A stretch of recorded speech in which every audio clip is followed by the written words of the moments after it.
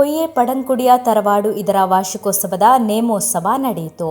ಕಾರ್ಯಕ್ರಮದಲ್ಲಿ ತರವಾಡಿನಲ್ಲಿ ಬೆಳಗ್ಗೆ 8 ಗಂಟೆಗೆ ಗಣಪತಿ ಹೋಮ, ಬೆಳಗ್ಗೆ 10 ಗಂಟೆಗೆ ನಾಗತಂಬಿಲ, ಮಧ್ಯಾಹ್ನ 12 ಗಂಟೆಗೆ ಮುಡಿಪು ಶುದ್ಧೀಕರಣ, ರಾತ್ರಿ 10 ಗಂಟೆಗೆ ಜುಮಾದಿ ಬಂಟ ನೇಮ ನಡೆಯಿತು.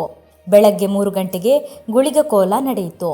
ನಂತರ 4 ಗಂಟೆಗೆ ಕೊರತಿಕೋಲ.